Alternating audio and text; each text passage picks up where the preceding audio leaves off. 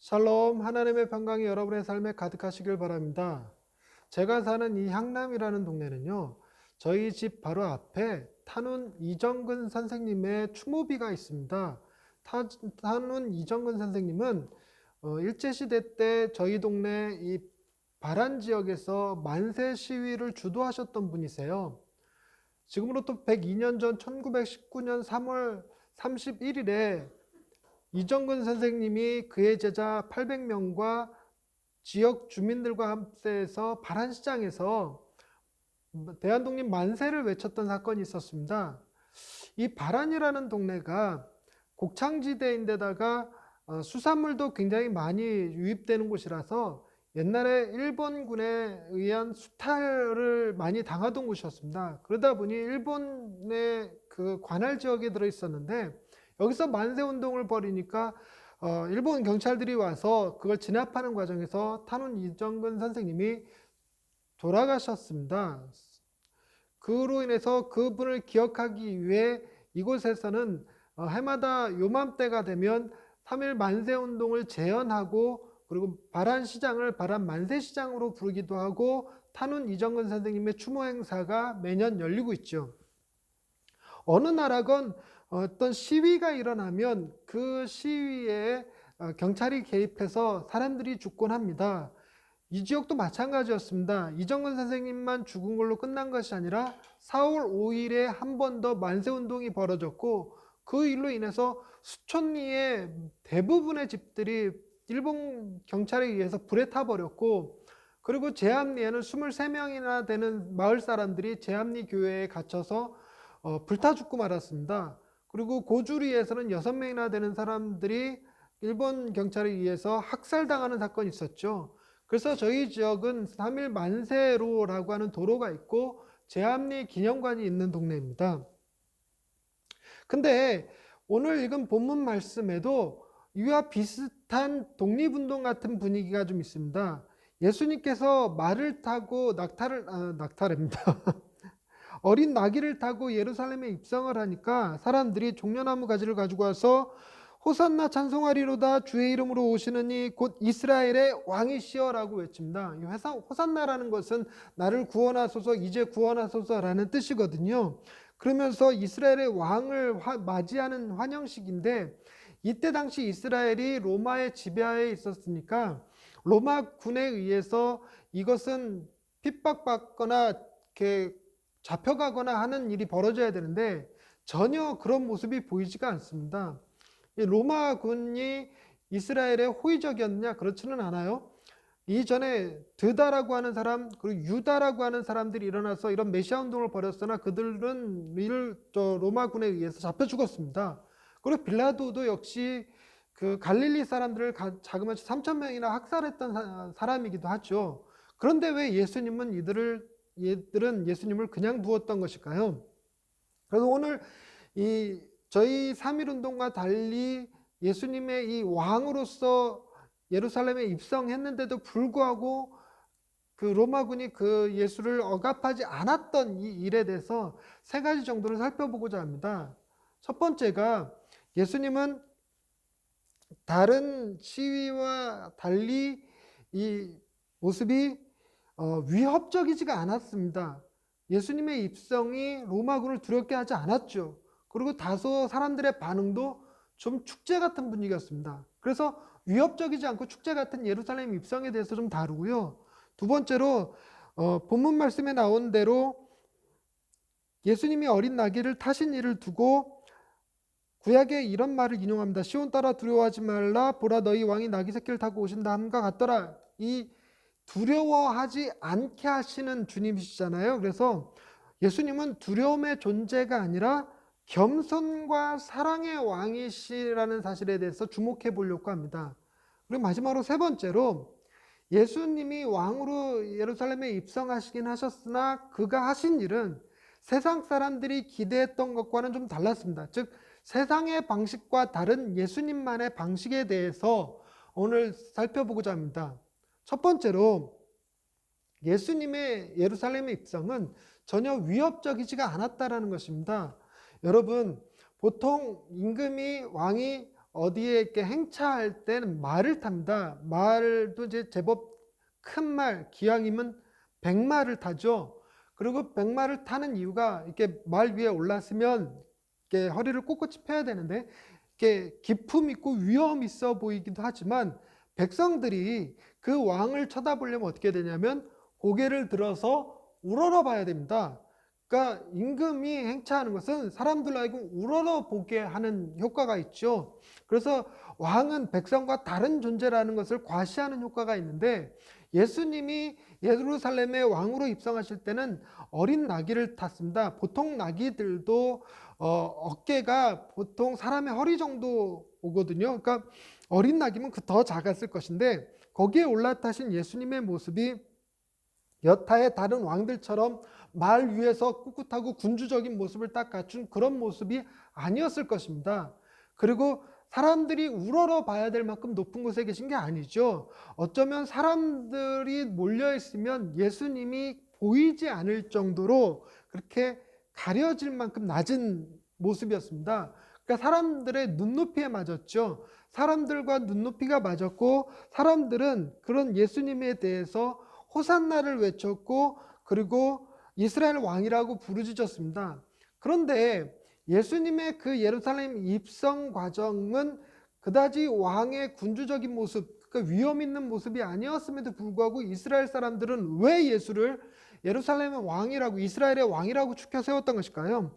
그 이유에 대해서 오늘 본문 17절에서는 이런 얘기를 하고 있습니다. 나사로를 무덤에서 불러내어 죽은 자 가운데서 살리실 때에 함께 있던 무리가 증언한지라. 이에 무리가 예수를 맞음은 이 표적 행하심을 들었음이러라. 즉 죽은 자를 살리신 이가 바로 예수라는 소문이 그 예루살렘에 쫙 퍼져 있었던 겁니다. 도대체 예루살렘에 얼마나 많은 사람들이 있었냐면요, 지금 예루살렘이 유월절을 맞이해서 그걸 준비 중에 있었거든요. 역사에 의하면 많을 때는 예루살렘에 약 150만 명이 군집해 있기도 했다고 합니다. 150만 명이면 어마어마하거든요. 우리가 보통 10만 명만 광장에 모여 있어도 그 수가 굉장히 많다고 느끼는데 자그마치 150만 명이니까 대단했을 겁니다. 근데 그 사람들이 무슨 소문을 들은 거냐면 예수는 죽은 자를 살렸고 그래서 살아난 나사로라는 사람이 있고 그 나사로를 아는 사람들이 주변에 많았던 거예요. 그러니 이 죽은 자도 살리실 수 있는 예수님이 우리의 왕일 수밖에 없다, 뭐 이런 얘기가 있었던 것이죠. 근데 예수님의 그 죽은 자도 살리시는 능력이신 예수님이 예루살렘에 들어오시는 모습이 로마군들을 보기에 좀 우습지 않았을까 싶어요. 사람들은 막 종려나무 흔들었다는 것도 그 무슨 의미가 있냐면요, 우리나라가 3.1운동 할 때는 우리는 뭘 흔들었죠? 태극기 흔들었잖아요. 태극기 흔들면서 대한독립 만세였는데 이때 당시에는 나라 국기가 있던 시절이 아니었기 때문에 특정한 물건을 가지고 나라를 상징하곤 했었습니다. 만약에 우리나라도 일제시대 때 태극기가 없었다면 아마 무궁화 같은 거 흔들지 않았을까 싶기는 한데요, 종려나무는 그 이스라엘을 상징하는 일종의 국기와 같은 역할을 했었습니다. 그러니까 그 종려나무 가지를 흔들었던 건데요, 그러니까 얼추 로마군들 눈에는 지금 우리나라 3.1운동처럼 독립만세, 대한독립만세 같은 그런 분위기였을 텐데도 불구하고 보니까 별로 위협적이지가 않은 거예요. 저런 자가 왕이라고? 지금 어린 나귀 새끼 타고 아장아장 들어오는 저 사람이 뒤에 무슨 군대가 있는 것도 아니고 뭐 천무지랭이 같은 12명의 남자들 이끌고 들어오는데 저게 뭐 그래, 전혀 위협적이지가 않았던 거죠. 그래서 예전에 드다가 사람들을 일으켜서 소요를 일으켰을 때 드다 잡아 죽이고 유다 잡아 죽이고 뭐 그랬던 그런 그 억압적인 분위기가 전혀 연출되지 않았던 것입니다. 반면에 이스라엘 사람들은 오랜만에 외쳐보는 거였을 거예요. 하나님의 음성이 들리지 않다가 세례 요한을 통해서 비로소 500년이라는 긴 침묵의 시간을 깨고 하나님이 말씀하셨는데 세례 요한마저 헤롯에게 목베임 당해서 죽었잖아요. 그 이후로 그들이 마음껏 하나님을 외치고 호산나를 외치고 할 수 있는 인물이 예수님이었던 거죠. 그러니까 그 호산나를 외치, 여러분 우리가 광장에 가서 소리 한번 다 같이 외쳐보는 거 얼마나 시원한 일이겠어요. 3.1 만세 운동도 그런 효과가 있지 않았을까? 대한독립 만세! 대한독립 만세 외친다고 해서 정말로 대한독립이 되는 건 아니어도 자그마치 19년이나 동안 일본에 억압하에 있었으니 그거 한번 외쳐보고 싶지 않았겠어요? 더더군다나 그 해에는 고종까지 시해당했다고 여겨졌었으니까, 그러니까 막 일본하고 한번 어떻게 해보지 못해도 돌이라도 들고 던져보고 싶고 소리라도 질러보고 싶고 막 그런 마음이 있었을 텐데, 이런 예루살렘에 모여있던 사람들에게 예수님은 그걸 할 수 있는 기회를 주셨어요. 그걸 할 수 있는 장이 마련된 거죠. 일종의 축제같이 된 겁니다. 여러분, 이게 예수님을 우리가 바라볼 때 품는 소망과도 같은 거거든요. 우리가 하나님 나라에 갔을 때 하나님 나라에서 우리도 어떤 일을 경험하게 될까? 어쩌면 거기서도 우리도 이 예루살렘에 입성하시는 왕을 맞이하듯이 소리를 지르고 외치고 기뻐하고 환호하고 하는 일들이 축제가 벌어지지 않을까 하는 생각이 듭니다.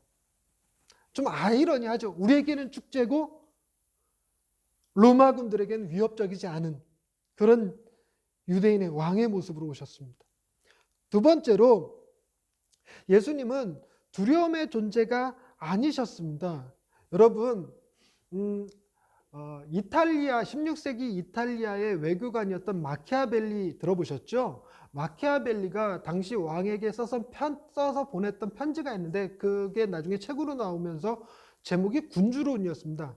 군주가 갖춰야 될 다양한 덕목들에 대해서 써놓은 책이었는데요. 그 군주론에 보면 이런 표현이 나옵니다. 왕에게는 반드시 군대가 필요하다. 그것도 자국민으로 이루어진 군대. 내 나라는 내가 지킨다라고 생각하는 사람들로 이루어진 군대가 필요하다라는 주장도 하고요.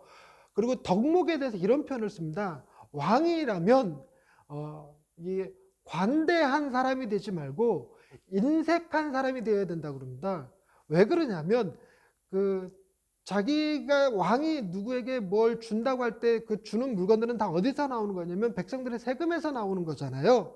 그러니까 백성들의 세금을 아무렇게나 막 나눠주면서 후한 사람이다라는 인식을 주면 안 된다는 거예요. 아꼈다가 꼭 필요할 때 쓰고 복지를 위해서 쓰고 이래야 되기 때문에 왕은 인색해야 된다고 얘기를 합니다. 그리고 또 왕은 백성들한테 사랑받는 존재가 되어서는 안 되고 백성들이 두려워하는 존재가 되어야 된다고 그렇게 주장을 해요. 왜 두려워하는 존재가 되냐면 나라에 어려운 일이 생겨서 전쟁이 나거나 이랬을 때 왕이 사랑받는 왕이었다 그러면 백성들이 전쟁에 가담하지 않고 도망간다는 겁니다. 근데 왕이 두려운 존재였으면 도망갈 생각을 못 한다는 거예요. 왕이 무서워서.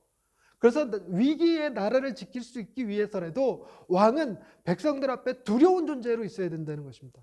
그리고 세 번째로 왕이라면 모름지기 약속을 잘 지켜서는 안 된답니다.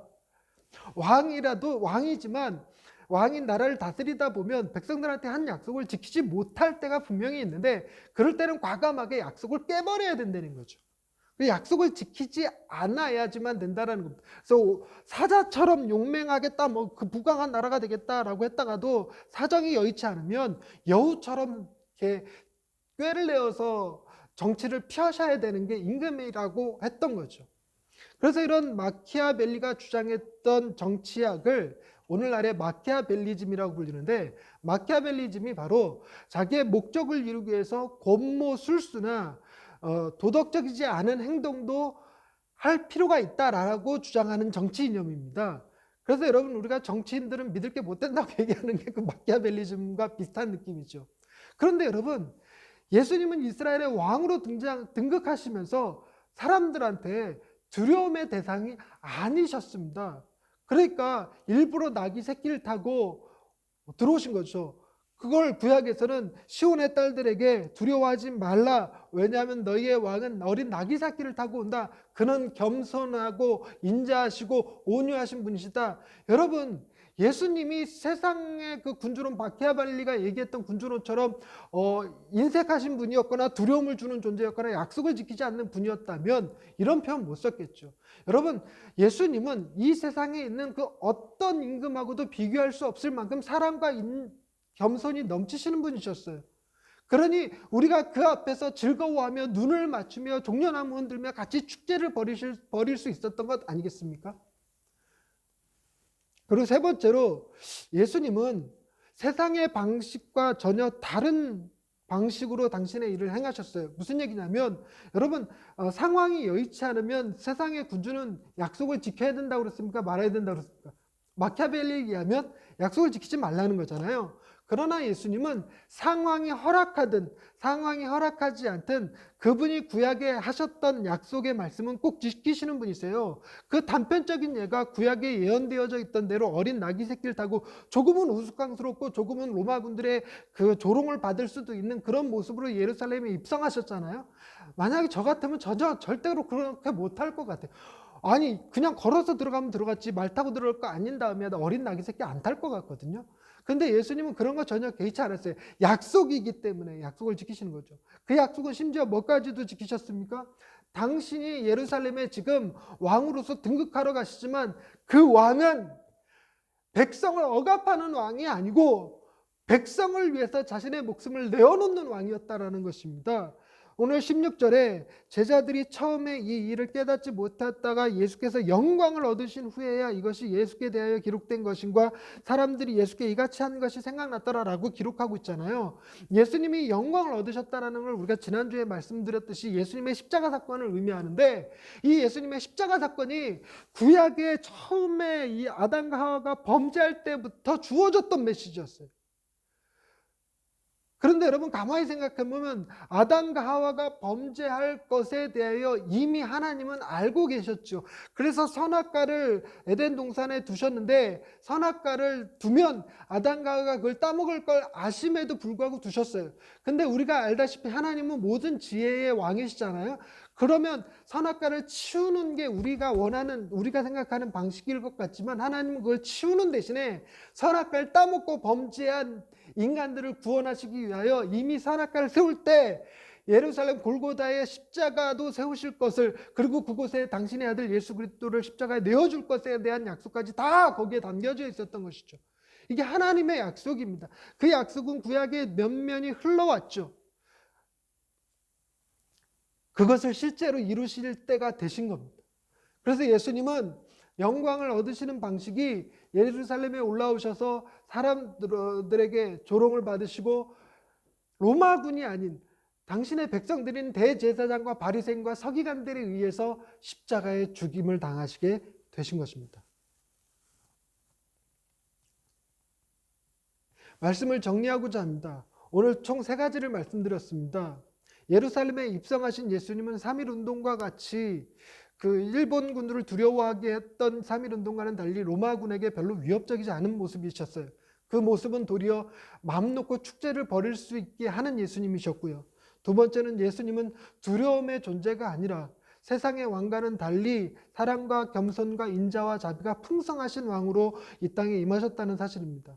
그리고 마지막으로 살펴본 것이 세상의 방식과는 다른 모습으로 우리를 위해서 약속을 끝까지 지키시며 십자가 위에서 죽어주심으로 우리를 죄의 굴복, 죄의 사슬 아래서 죽음의 위협 아래서 살아날 수 있게 해주셨다는 사실을 말씀드렸습니다. 그런데 여기서 한 가지 더 생각해 볼 게 있습니다. 여러분, 하나님의 나라는 마치 이와 같이 작동한다는 것입니다. 여러분, 예수님이 지극히 작은 모습으로 연약한 모습으로 많은 사람들이 예수님을 이스라엘의 왕이라고 추대하지만 그들을 모아서 봉기를 일으키는 방식이 아니라 너무나도 연약하게 대제사장과 서기관들의 바리새인들에 잡히셔서 제대로 된 재판 한번 받지 못하신 채로 십자가에 달려 죽으심으로써 우리를 구원하셨거든요.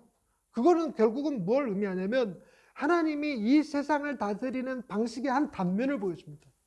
여러분, 우리가 아브라함과 이삭과 야곱의 하나님이라고 부를 때 여러분, 아브라함은요 갈대아 우루 지역에서 살아가던 별 볼 일 없는 사람이었습니다.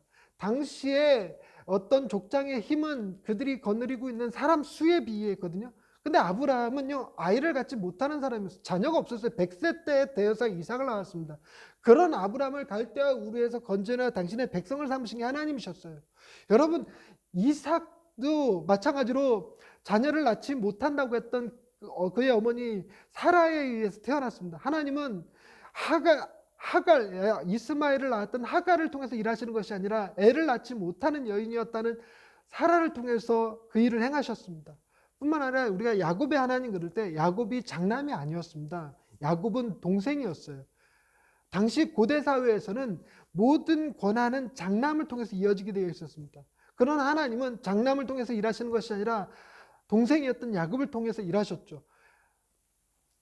하나님은 지극히 연약한 이스라엘을 통해서 일하셨고 지극히 자녀를 낳지 못할 거라고 생각했던 한나를 통해서, 삼손의 어머니를 통해서, 그리고 또 세례 요한의 어머니 역시 자녀를 못 낳는 사람이었죠. 그 다음에 예수님도 어머니가 처녀일 당시에 태어났습니다. 갈릴리의 촌구석에서 나사렛에서 살아가는 그런 이름도 부모도 알려지지 않은 그런 연약한 존재 어린 마리아를 통해서 예수님이 이 땅에 오셨거든요. 그리고 예수님이 불러서 제자 삼으신 자들을 보면 그 중에서 학식이 있는 자가 많지 않고 문벌이 좋은 자가 많지 않고, 여전히 하나님은 세상에서 지혜 없는 자를 들어서 지혜 있는 자를 부끄럽게 하시고 약한 자를 들어서 강한 자를 부끄럽게 하시는 분이셨어요. 사랑하는 성도 여러분, 우리가 예수님의 십자가를 묵상하면서 깨달아야 될 것이 바로 그것입니다. 예수님이 영광을 얻으신 이 사건은 무엇을 의미했냐면, 지극히 작고 연약하여 별 볼 일 없다고 생각하는 우리를 하나님이 당신의 나라를 이루시는 일에 쓰고자 하신다는 거예요. 하나님의 나라는 그렇게 이루어진다는 것입니다. 여러분이 가진 게 없다고 해서, 여러분이 처한 환경이 안 좋다고 생각해서, 건강이 좋지 못하고 가진 게 많지 않다고 해서 하나님 앞에 쓰임받지 못할 사람은 아무도 없다는 사실을 기억하십시오. 무엇보다도 이 놀라운 사건을, 예수를 우리의 왕으로 하나님의 나라를 이 땅에 실현시키는 일을 위하여 내가 쓰임받는 일에 정말로 기억해야 될 것은 뭐냐면, 예수님이 십자가에 달려 죽으신 일이 우리를 위해 주님이 영광을 받으신 사건이라는 사실을 기억하는 것입니다. 예수님은 죽으심으로 죽음을 이기셨습니다. 그분이 대신 벌을 받으심으로 우리의 죄가 용서를 받게 하셨습니다. 그래서 우리로 하여금 얼마나 주님 앞에 별 볼 일 없는 죄인인가, 동시에 우리가 하나님 앞에 얼마나 큰 사랑받는 존재인가를 알게 해주시는 것, 그것이 바로 영광의 십자가이거든요. 오늘이 종려주일이고 다음 주일이 부활절입니다. 여러분, 3.1 만세운동은 실패로 끝나고 많은 사람들이 죽고 말았지만, 그러나 전 세계에 우리의 의지를 알리는 중요한 사건이 되었고, 또 많은 나라의 비폭력 무저항운동으로 영향을 끼치기도 했었죠. 여러분, 예수님의 이 희생을 우리 마음에 받아들이고 살아갈 때, 우리가 아무리 세상에서 별 볼 일 없는 사람이지라도 다시 용기 내어 힘을 내어 살아갈 수 있는 사람들이 될 수 있고요. 하나님의 나라에 크게 쓰임받는, 하나님의 나라를 위하여 뭔가 할 수 있는 자들이 될 수 있게 만드는 힘이 바로 이 십자가에서 나옵니다. 그러니 이번 한 주 고난주간 동안 십자가를 잘 묵상하시고, 예수님의 부활과 함께 여러분들의 삶도 부활하고, 신념도 부활하고, 용기도, 지혜도, 담대함도 다 부활해서 세상에서 당당하고 떳떳하게 힘있게 살아가실 수 있게 되기를 주님의 이름으로 축원드립니다. 기도하십시다. 사랑과 내가 풍성하신 아버지 하나님, 오늘 주께서 어린 나귀를 타고 예루살렘에 입성하시는 모습을 통해 하나님이 주시는 지혜들을 얻었습니다. 세상 사람들 보기에 비웃음 살만한 그런 모습일지라도 그 예수님이 인류의 역사를 바꿔 놓았고, 이 세상에 진정 필요한 가치인 사랑과 희생과 섬김과 용서의 가치들을 알리는 계기가 되었습니다. 우리들도 그 예수를 기억함으로, 나를 위하여 십자가에 달려 죽으신 예수님을 묵상함으로, 주님이 가지셨던 가치들을, 주님이 이 땅에 심으셨던 가치들을 다시 한번 마음에 품고, 그리고 연약한 자를, 부족한 자를 들어서 하나님 나라를 위하여 쓰시는 주님의 은혜를 기억하고 우리의 삶을 들여 하나님의 나라를 섬길 수 있는 백성들 되게 하옵소서. 그리하여 세상에서 두려워하지 않고 당당하며 떳떳하며 세상에서 주눅들지 않고 살아갈 수 있는 예양의 식구들 다 되게 하여 주옵소서. 예수님의 이름으로 기도드립니다. 아멘.